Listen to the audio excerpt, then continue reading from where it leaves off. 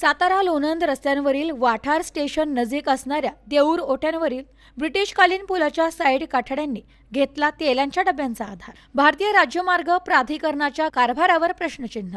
सातारा जिल्ह्यात अनेक मुख्य रस्त्यांवर ब्रिटिशकालीन पूल आहेत व या पुलांचे काम आतापर्यंत झाले नसल्याने हे पूल केव्हाही पडू शकतात व मोठी जीवितहानी होऊ शकते. या आशांच्या सतत बातम्या विविध समाज माध्यमांद्वारे होत असतात, परंतु संबंधित विभागाला याचे कोणतेच सोयरसूतक दिसून येत नाही. अशीच गंभीर बाब सातारा लोणंद रस्त्यांवरील वाठारा स्टेशन नजीक असणाऱ्या देऊर ओट्यांवरील ब्रिटिशकालीन पुलाची दिसून येते. या पुलावर सतत खड्ड्यांचे मोठे साम्राज्य दिसून येते व या खड्ड्यांमुळे सतत छोटे मोठे अपघात होत असतात. काही दिवसांपूर्वी या खड्ड्यांमुळे मालवाहतूक ट्रक पुलावरून खाली पडता पडता वाचला. तसे पाहिले तर वेळोवेळी या ब्रिटिशकालीन पुलाबाबत प्रसार माध्यमातून बातम्या येत असतात, परंतु भारतीय राज्यमार्ग प्राधिकरण यांना याचे कोणतेच सोयरसूतक नसल्याचे दिसून येते. आता तर या खात्याचा अजबच कारभार या पुलावरती पाहावयास मिळाला. साईड काठड्यांना तेल डब्यांचा आधार देऊन लोकांच्या डोळ्यात धूळ फेकण्याचे काम संबंधित विभागाचे ठेकेदार करताना दिसून येत आहेत. याबाबतचा घेण्यात आलेला हा थेट ग्राउंड रिपोर्ट. नमस्कार.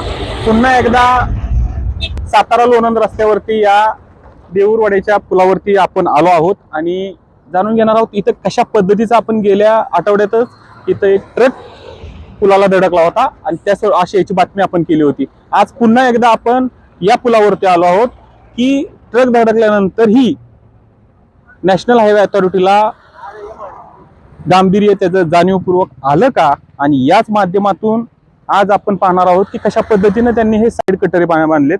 तसं पाहिलं तर हे बघितलं तर तुम्ही तेलाच्या डब्यात सिमेंट ओतलंय आणि हे खांबलेत आणि साईड कटरे बांधलेत.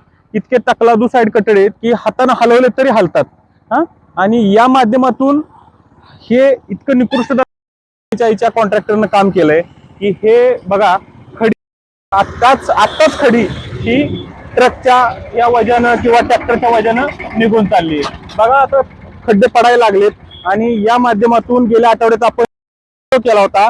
इथं ट्रक पलटी झाला होता आणि ट्रक क्रेनच्या साह्याने इथं धरून ठेवला होता. त्या ट्रकचं नशीब, ट्रक मालकाचं आणि ट्रक चालकाचं नशीब बलवत तो खाली गेला नाही. इथं 50 ते 60 फूट खाली एक ओढा आहे, देऊर ओढा म्हणून. या ओढ्यात हा ट्रक सुदैवानं पलटी झाला नाही, परंतु पुन्हा शासनावरती प्रश्नचिन्ह उमटताना दिसतो. या रस्त्यावरून माणसं जातात का जनावर जातात, आणि हाच प्रश्न आदांतरी दिसून येत आहे. तसं पाहिलं तर आता बघा, आता हा ट्रक आलाय आणि हा ट्रक ह्या खड्ड्यातून जातोय,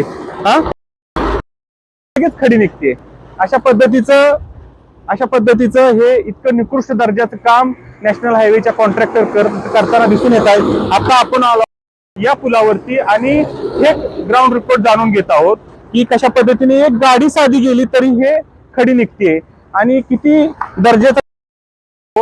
दर्जाचं हे काम झालं असावं हे दिसून येत आहे.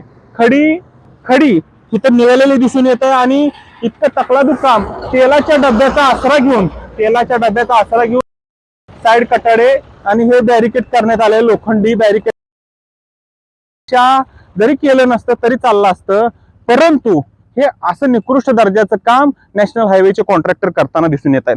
तसं पाहिलं तर गेले या ब्रिटिशकालीन पुलासंदर्भात विविध लोकप्रतिनिधी, सामाजिक कार्यकर्ते नॅशनल हायवेकडे गेले होते, बातम्या लावण्यात आल्या होत्या, परंतु यात सोयरसूतक नॅशनल हायवेला दिसून येत नाही. गांभीर्याची गोष्ट की आता नॅशनल हायवे हे नरभक्षक या रस्त्यावर, सातारा लोणंद रस्त्यावरून जाताना नरभक्षक ठरताना दिसून येत आहे.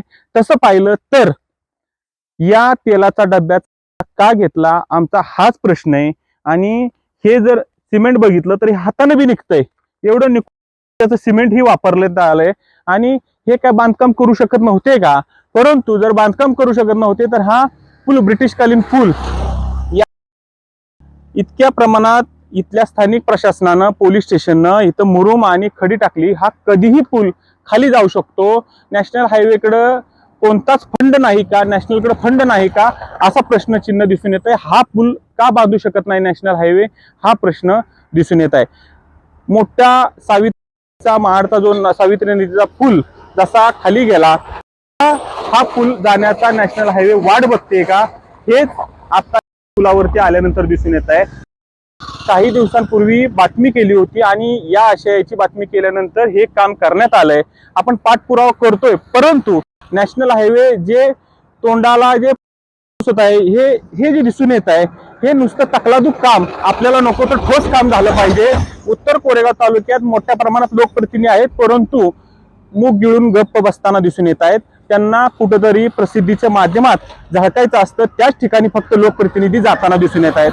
या शासनाचे जिल्हा परिषद सदस्य असो किंवा आमदार असो, खासदार असो, या पुलावरती का बोलत नाही? फक्त जर तिथं नारळ आणि श्रेयवाद असेल तिथंच जातात का? चिन्ह एकदा उमटताना सर्वसामान्य नागरिकांमधून दिसून येत आहे. कॅमेरामन आशिष सह मुकुंदराज काकडे, वाठार, Deur. Bureau report, news today 24, Satara.